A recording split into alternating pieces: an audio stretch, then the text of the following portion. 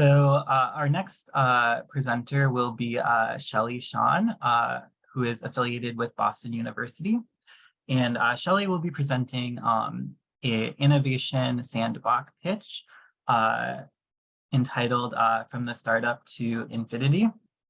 And Shelly's presentation is a little bit different in structure than some of the others that we've had, in that I think about half will be devoted to giving a presentation, but then the floor will kind of open up for questions, but also Shelly is looking for like some specific forms of feedback on the idea that will be kind of presented in the talk that Shelly's going to give. So I'm going to turn it over to Shelly.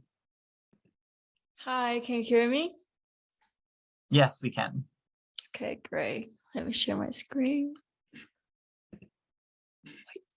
Okay, so hi everyone. My name is Shelly Shan and I am coming from China. And currently I just came back from Boston. So good morning to you guys and good evening for me. So here is a brief introduction about myself. I am an international student and currently study at Boston University. My hometown is called Yunnan, Kunming, which is well known as a kingdom of plants and kingdom of animals, where it nourishes plentiful vulnerable animals and ancient plants.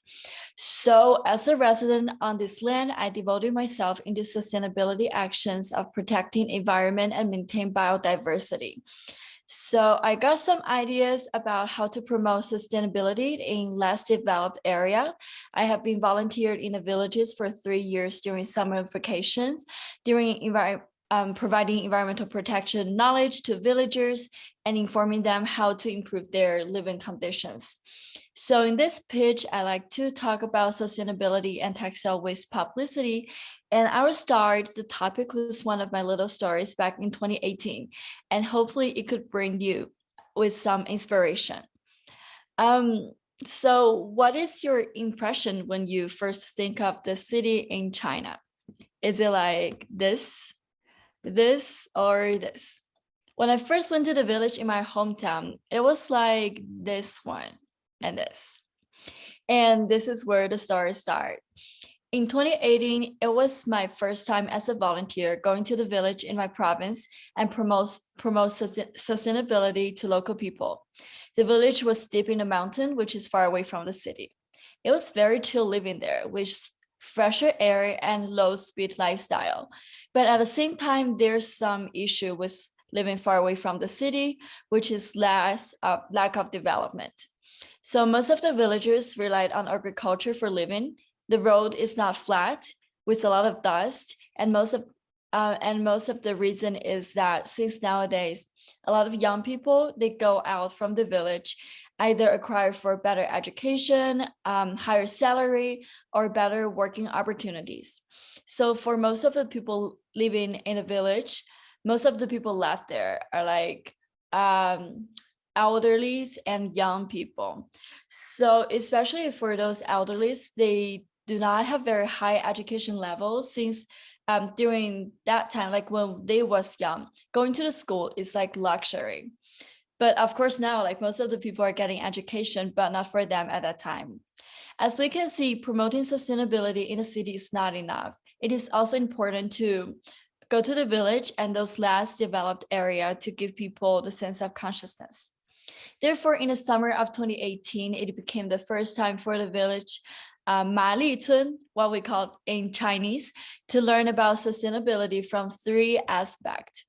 So the first one is scientifically usage of pesticide and other agricultural tools. The second is waste sorting, waste disposal, and also environmental protection. Here are the specific steps we did to promote environmental protection knowledge and teach them how to improve their living conditions. So on the first day in the morning, we hand out questionnaires.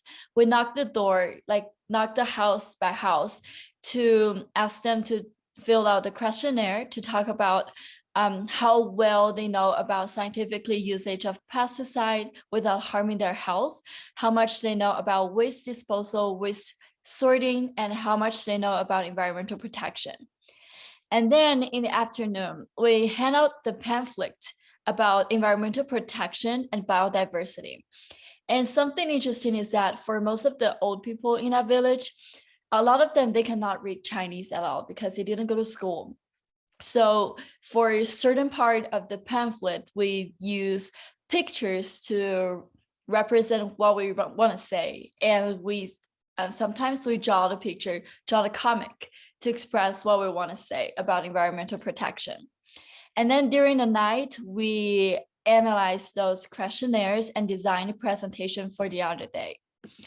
On the second day, I think it's the most important part. So we gather the villagers in an activity center, presenting basic knowledge about how to have a more sanitizing living condition and scientifically utilize pesticide and agriculture tools, and also educated them about environmental protections. There are some interesting things during the presentation. Like the challenge we faced during the presentation is that the participating rate for the villagers are not so high, since the villagers are thinking like, why is it their business, or why should they care? So one of the solutions we thought about is preparing gift for whoever attended. We prepared the free reusable water bottle for each person who attended and interacted with us during the presentation. And the number of the attendees obviously increased. Since they came, we then in the presentation, we mentioned about why is the environmental protection is important and why is it relevant to us. So during the summer vacation, we went not only to only one village, but the project lasted for 2 weeks to 3 weeks for each year. So for the next year, we came back in summer 2019. The village changed how it looks. There was no trash on the road, and with 3 different trash cans on the side of the road, like with sorting. And villagers' house become cleaner and dust road become concrete road. Well, this is not only about the influence from us, but also with the help of the local government. They helped villagers by giving them financially support and helping them to create a better living condition. But what we do is to provide newest information nowadays to the villages, to the place where people get less educated and somewhere even the signal cannot reach. So this program is still going on nowadays. I believe this is a 0 to infinity process. As long as we exist and people's living condition could become better and better. So when talking about textile waste, I think they are kind of connected. Promoting textile waste is not only in the city, it's really not enough. So it's also important for people who live in the villages for whom haven't got well educated to get this sense of consciousness. Based on the presentation, hopefully it could provide inspirations on textile waste and sustainability publicity, not only in China, but hopefully in other parts of the world. Thank you so much.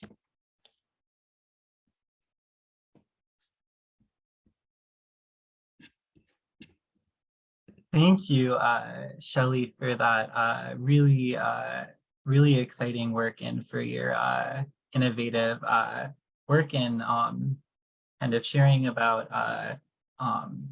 the context where you're doing this work. It's really a cool opportunity for us to be able to hear about that. So I think we are kind of now going to open the floor to anyone who has questions about Shelly's proposal, but also if anyone has like feedback or ideas about how this proposal could be developed further or like tailored to different contexts or issues, this is a space where you are welcome to ask questions or offer any of those reflections.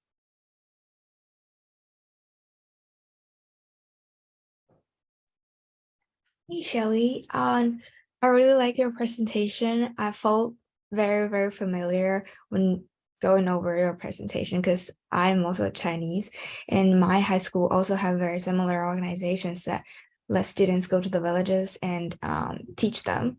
So I'm curious about like what is the biggest challenge that you face when you transfer the knowledges to the villagers and like let them raise the awareness of like protecting the environment or like other kind of so.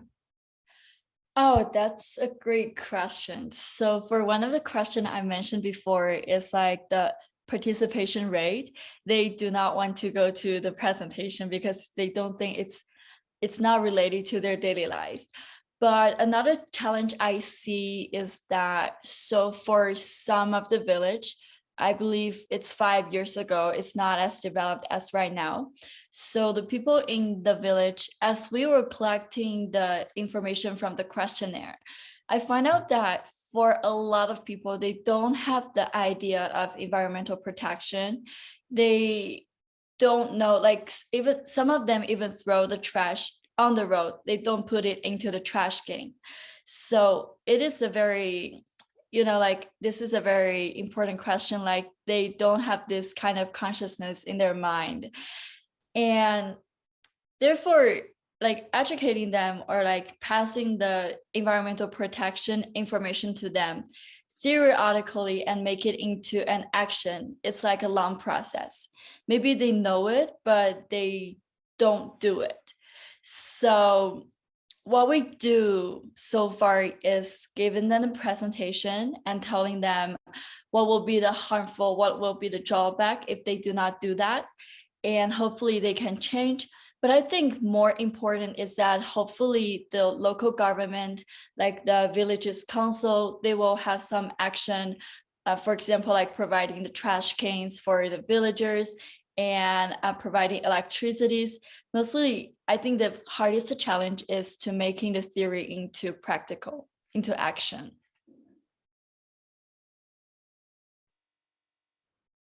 Thank you for that question and for those ideas and responses. Are there any other questions?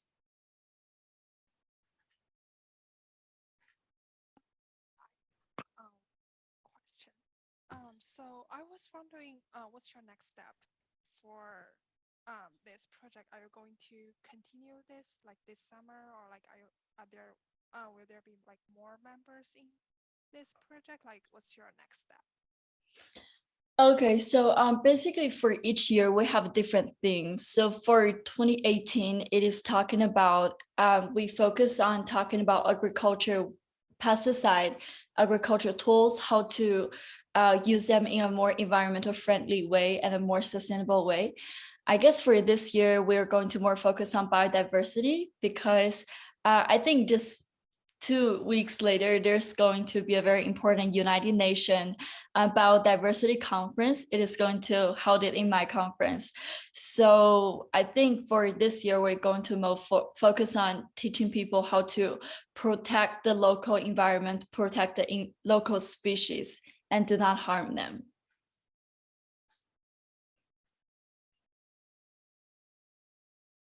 All right. Thank you so much, Shelly, for your presentation. And let's all give Shelly a big round of virtual applause. And we are now going to transition to our final speaker in this section. But before we do, just a reminder, like I do after every presentation, please go ahead and provide any feedback that you have or ideas that were spawned through the presentation. You are encouraged to share them or to reach out to Shelly via email.